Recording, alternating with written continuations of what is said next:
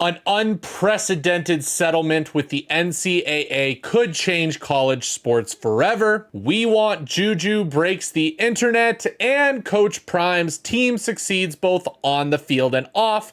Plus more, all coming at you next. Give me my theme music!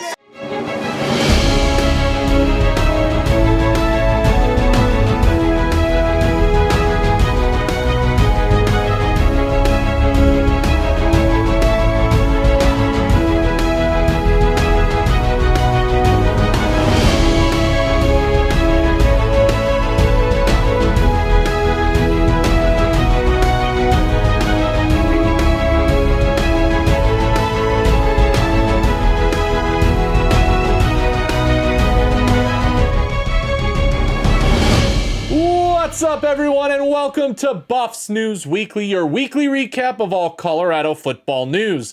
I am your host, Russ Dornish. Make sure to like, comment, and subscribe as we are so close to 1,000 subs and hope to hit it this weekend. For now, let's dive into the news. A massive settlement was agreed to by the Power 5 conferences this week with the NCAA. This settlement marks the end of 3 separate antitrust lawsuits against the NCAA over profit sharing with players and back damages for the athletes. The settlement, which was in the amount for $2.7 billion, will be paid to athletes as far back as the 2016 season. Now, this is way more than just a settlement, as it actually signals the end of college sports as we know them in their current state. But exactly how will it change is not fully known yet.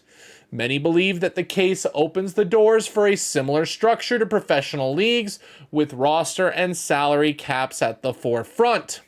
Now, Colorado AD Rick George put out a statement about the decision, which read, "Today, the NCAA and the Power 5 conferences ratified a negotiated settlement in a series of pending antitrust lawsuits, a decision that will permanently alter the landscape of college athletics.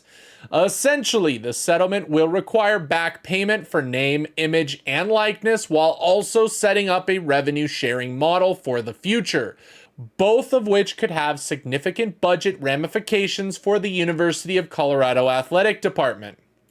Although the settlement has been agreed to in principle, it will require the court's approval, which we anticipate will happen within the next 6 months before going into effect in the fall of 2025. In those intervening months, we will be working to ascertain exactly how this will impact the department and develop a plan moving forward.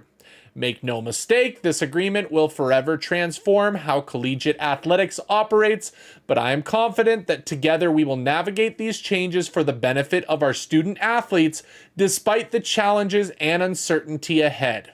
Colorado athletics, our programs, and our student athletes will emerge stronger than ever." End state. Overall, the one thing we do know at this time is that at some point, all athletes will get a share of the revenue generated, which is said to be around $20 million per school within the Power 5 conferences in the country once approved by the court. What the NCAA is hoping is that the settlement could push for federal laws that could help them with parameters on how to move forward and stay in charge while avoiding any other lawsuits over this matter.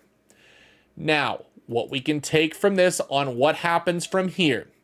Non-revenue sports will most likely take a hit and may not exist at all. As schools will lose out on money from this profit sharing, they will need to make up those costs somewhere else. This means that sports that do not bring in revenue to cover their participation may have to end in order for schools to divert more funding towards the sports that are generating good revenue. It also means we could see athletic departments as a whole shrink across colleges, as that is one place that schools have used their excess profit sharing to prop up. Now, the part that gets murky and unclear is it now seems that schools will be in charge of paying athletes instead of collectives, or collectives will simply be run directly by the school, but that is also super unclear if that's exactly what will happen right away or even at all. As most people were quick to point out a few months ago, the Colorado Athletic Department operated with a pretty large loss.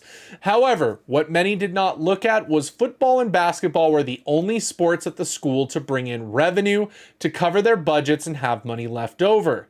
That is how most schools operate their athletic departments, where specific sports will fund the others as well as donations and endowments to cover the rest of the budget. But with massive amounts of money now being diverted to athletes from TV deals and conference deals, the athletic departments lose another large source of income. To answer several questions I have already been seeing asked around the internet, based on this court ruling, this does not affect scholarships, third-party NIL deals, healthcare, and any other benefit that the athletes already receive.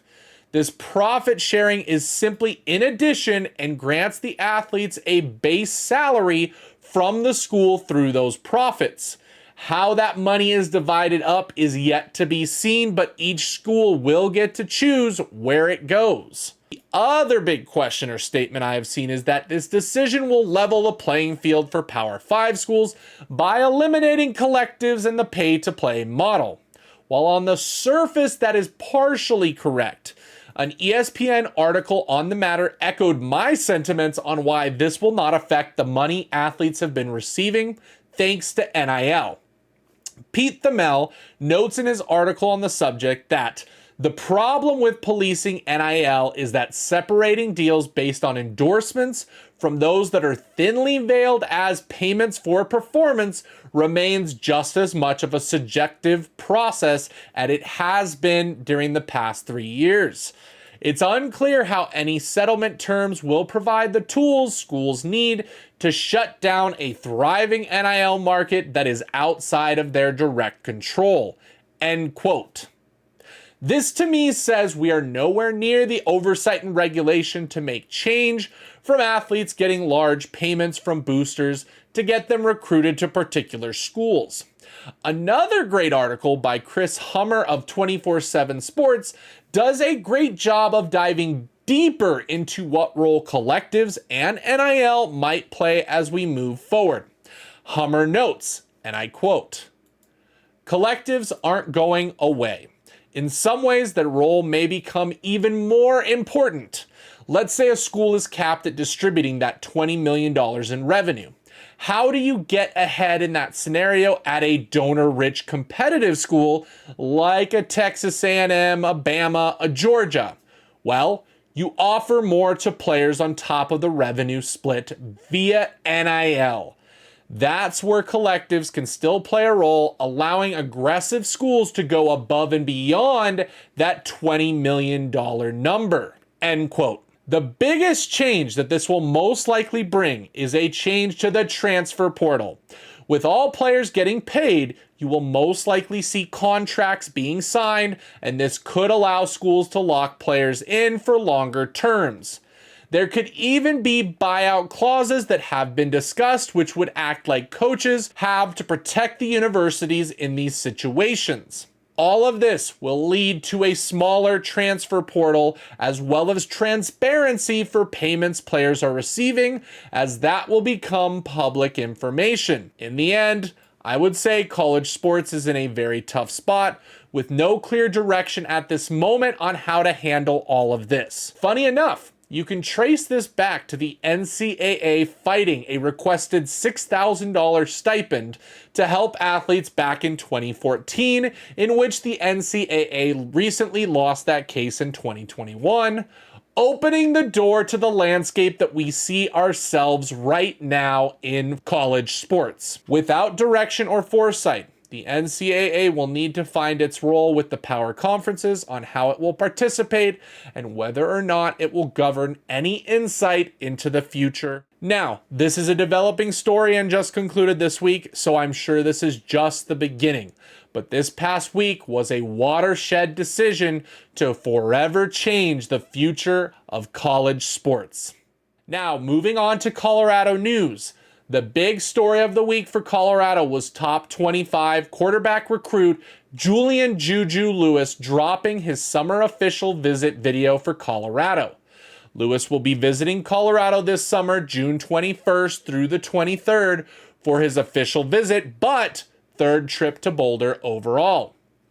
It will be Lewis's last visit before shutting down his recruitment and deciding which program he will be fully locked into.